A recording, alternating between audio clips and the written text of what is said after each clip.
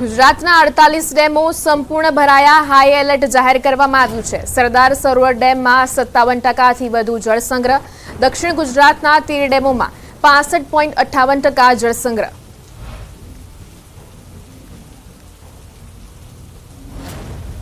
તો ગુજરાતના ડેમોમાં 57%થી વધુ જળસંગ્રહ, દક્ષિણ ગુજરાતના 13 ડેમોમાં 65.58% જળસંગ્રહ। સરદાર સરોવર ડેમમાં 57%થી વધુ જળસંગ્રહ, ગુજરાતના 48 ડેમો સંપૂર્ણ ભરાયા, જેમાં હાઈ એલર્ટ જાહેર કરવામાં આવ્યું છે। સરદાર સરોવર ડેમમાં 57%થી વધુ જળસંગ્રહ થયો છે। દક્ષિણ ગુજરાતના 13 ડેમોમાં 65.58% જળસંગ્રહ થયો છે। ગુજરાતના 48 ડેમો ભરાયા છે, જેમાં દક્ષિણ ગુજરાતના 13 ડેમોમાં 65.58% જળસંગ્રહ થયો છે અને સરદાર સરોવર ડેમમાં 57%થી વધુ જળસંગ્રહ થયો છે।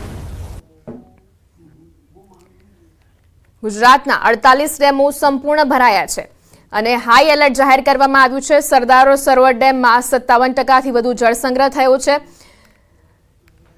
દક્ષિણ ગુજરાતના 13 ડેમોમાં 65.58% જળસંગ્રહ થયો છે, જેમાં ડેમો ભરાતા હાઈ એલર્ટ જાહેર કરવામાં આવ્યું છે। સરદાર સરોવર ડેમમાં 57%થી વધુ જળસંગ્રહ થયો છે। દક્ષિણ ગુજરાતના 13 ડેમોમાં 65.58% જળસંગ્રહ, ગુજરાતના ડેમોમાં જળસંગ્રહ થતા હાલ હાઈ એલર્ટ આપવામાં આવ્યું છે। ગુજરાતના 48 ડેમો સંપૂર્ણ ભરાયા છે, જેના કારણે હાઈ એલર્ટ જાહેર કરવામાં આવ્યું છે। સરદાર સરોવર ડેમમાં 57%થી વધુ જળસંગ્રહ થયો છે અને દક્ષિણ ગુજરાતના 13 ડેમોમાં 65.58% જળસંગ્રહ થયો છે।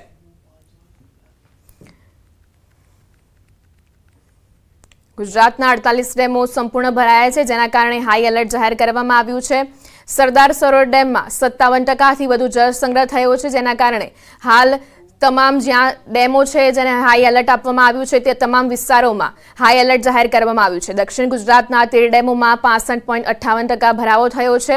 સરદાર સરોવર ડેમમાં 57%થી વધુ જળસંગ્રહ થયો છે અને દક્ષિણ ગુજરાતના 13 ડેમોમાં 65.58% જળસંગ્રહ થયો છે।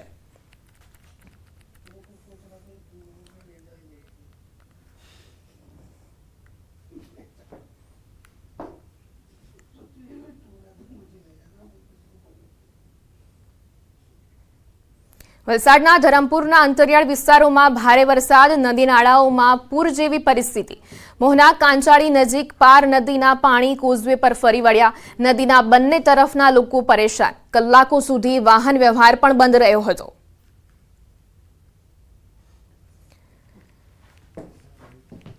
વલસાડમાં અંતરિયાળ વિસ્તારમાં ભારે વરસાદ, જેના કારણે નદી નાળાઓમાં પૂર જેવી પરિસ્થિતિ સર્જાઈ હતી અને જેના કારણે કોઝવે પર પાણી ફરી વળ્યા હતા અને વાહન વ્યવહારને પણ અસર પહોંચી હતી।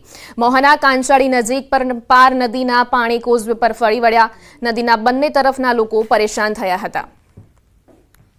વલસાડમાં અનરાધાર વરસાદ, જીવના જોખમે કોઝવે પસાર કરતો વિડીયો વાયરલ થયો છે। ધરમપુરના કેળવણી ગામ પાસેની ઘટના છે।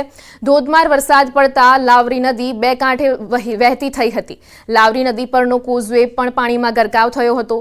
નદી નાળા આસપાસ ન જવાની વહીવટી તંત્ર દ્વારા સૂચના આપવામાં હોવા છતાં લોકો જીવના જોખમે રસ્તો પાર કરતા જોવા મળ્યા હતા।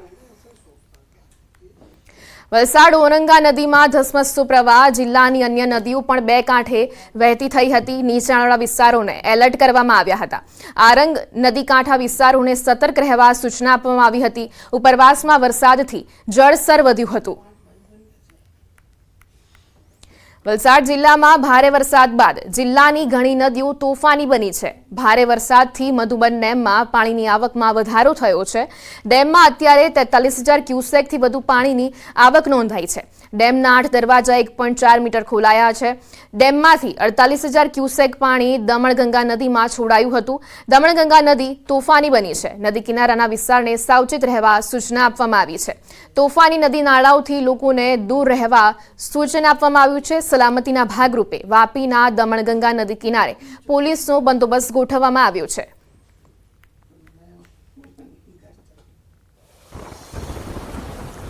વાપીમાં ધોધમાર વરસાદથી પાણી ભરાયા છે। નીચાણવાળા વિસ્તારોમાં પાણી ગરકાવ થયા છે। દુકાનોમાં પાણી ભરાતા વેપારીઓને મુશ્કેલીનો સામનો કરવો પડી રહ્યો છે।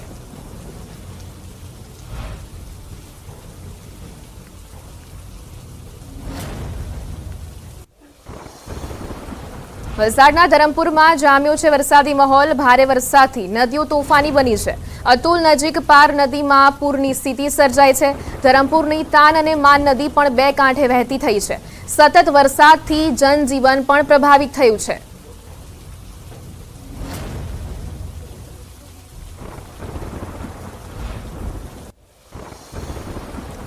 વલસાડ જિલ્લાના તમામ તાલુકામાં ધોધમાર વરસાદ। ધરમપુર અને કપરાડાના અંતરિયાળ વિસ્તારમાં ભારે વરસાદી માહોલ જામ્યો છે। જિલ્લાની તમામ નદીઓ તોફાની બની। અનેક જગ્યાએ લો લેવલ કોઝવે અને નાના પુલ પર પાણી ફરી વળ્યા। લો લેવલ બ્રિજ પાણીમાં ગરકાવ થયા હતા। ઘણા ગામોનો કલાકો સુધી સંપર્ક કપાયો હતો। ધરમપુરમાં ભારે વરસાદથી નદીઓ તોફાની બની હતી। કપરાડામાં પણ ભારે વરસાદી માહોલ છવાયો છે। કોચરવા અને વાંકાચને જોડતા રસ્તાના કોઝવે પર ખાડીના પાણી ફરી વળ્યા હતા। કપરાડા અને અંભેટી નજીક કોલક નદી પરનો કોઝવે પર પાણી ફરી વળ્યા। ધરમપુર અને કપરાડાના ભારે વરસાદથી 40થી વધુ રસ્તાઓ પર વાહન વ્યવહારની અસર પહોંચી છે। કોઝવે પરથી પાણી પસાર થતા જીવને જોખમમાં મૂકતા લોકો જોવા મળ્યા હતા। પાણીના ધસમસતા પ્રવાહમાં પણ લોકો જોખમી રીતે કોઝવે પાર કરતા દ્રશ્યો જોવા મળ્યા છે।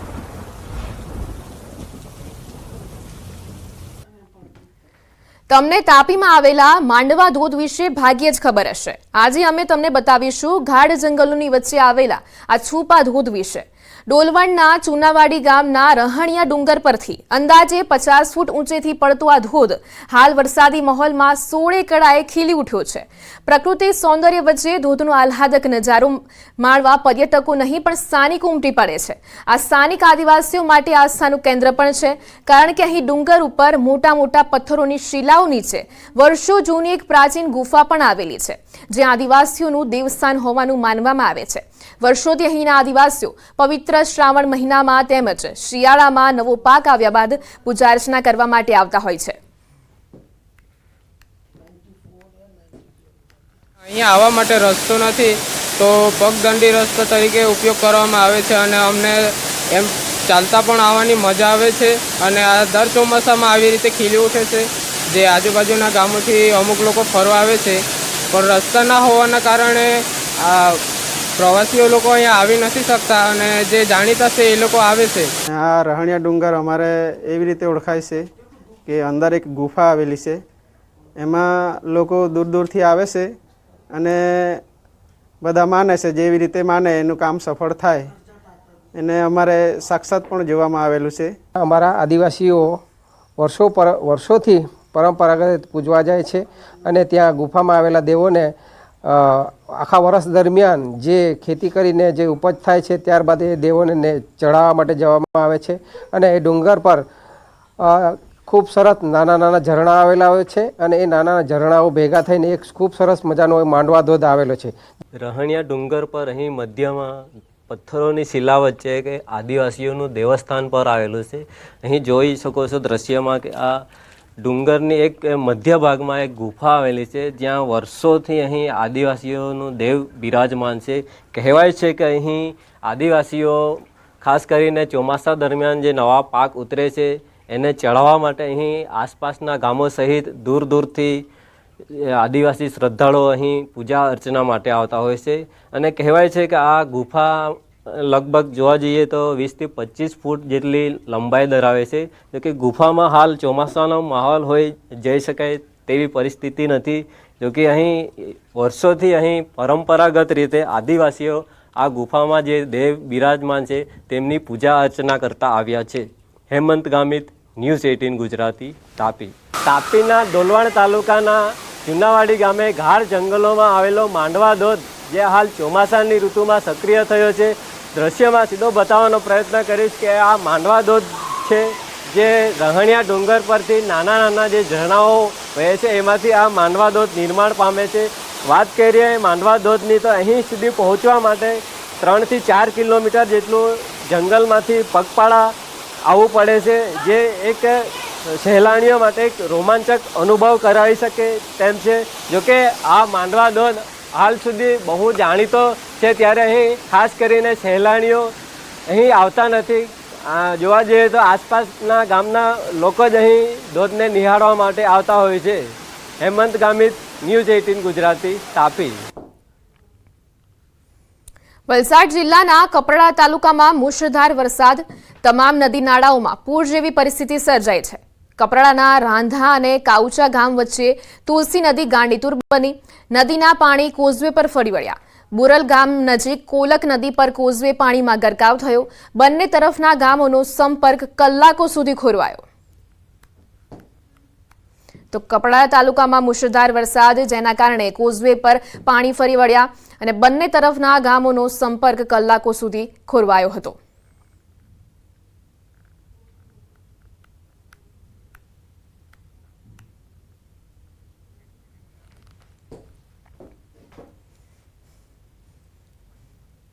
આગળ વાત કરીએ અમરેલીની, તો સફાઈ કામદારોના ધરણા યથાવત છે. છેલ્લા 12 દિવસથી સફાઈ કામદારોના ધરણા છે.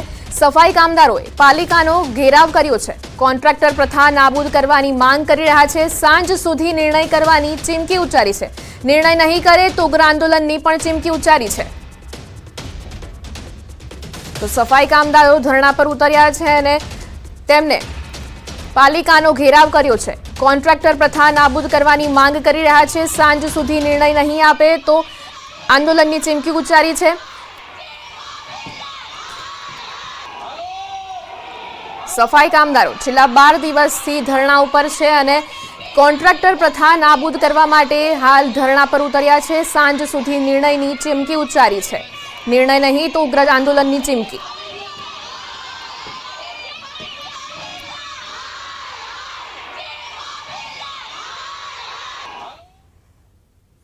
અમરેલી શહેરની દયનીય સ્થિતિ સામે આવી છે.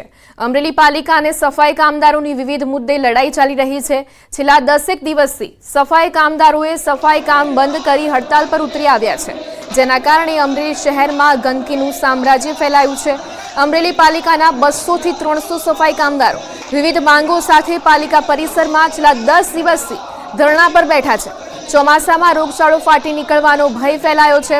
કામદારોએ આંદોલનને વધુ ઉગ્ર બનાવવાની ચીમકી ઉચ્ચારી છે. સફાઈ કામદારો હડતાલ પર ઉતરી આવતા નગરપાલિકાના સત્તાધીશો પણ મૂંઝવણમાં મુકાયા છે. સફાઈ કામદારોના 10 દિવસથી ધરણા. હાલ સફાઈ કામદારોએ આંદોલન વધુ ઉગ્ર બનાવવાની ચીમકી ઉચ્ચારી છે અને રોગચાળો ફાટી નીકળવાનો શહેરમાં ભય ફેલાયો છે. સફાઈ કામદારો 10 દિવસથી ધરણા પર બેઠા છે. લોકો જે અમારી એજન્સીમાં કામ કરે છે તે હડતાલ ઉપર છે. આ ઉપરાંત જે નગરપાલિકાના રોજમદારો અને કાયમી કર્મચારીઓ કામ કરી રહ્યા છે તેઓ હડતાલમાં નથી. અમારા કુલ 96 કર્મચારીઓ જે કાયમી છે તેઓ કામ કરી રહ્યા છે. આ ઉપરાંત ડોર ટુ ડોરનું કામકાજ અમે એજન્સી મારફત કરાવી રહ્યા છીએ. નગરપાલિકા પોતાના મરજિયાઓને સાચવવા માટે કોન્ટ્રાક્ટ પરથી વાલ્મીકી સમાજનું શોષણ કરે છે અને માત્ર ને માત્ર 130 કે 40 રૂપિયા વેતન આપે છે. જે સફાઈ કામદારો છે તેને કોન્ટ્રાક્ટ પરથી બંધ કરીને લઘુત્તમ વેતન ધારા મુજબ રાખવામાં આવે. બીજી માંગ છે કે જે 40 વર્ષથી અમરેલી નગરપાલિકાનું સેટઅપ ખાલી હોય તે સેટઅપ ભરવા માટેની અમે દરખાસ્ત કરવાની વાત કરી છે.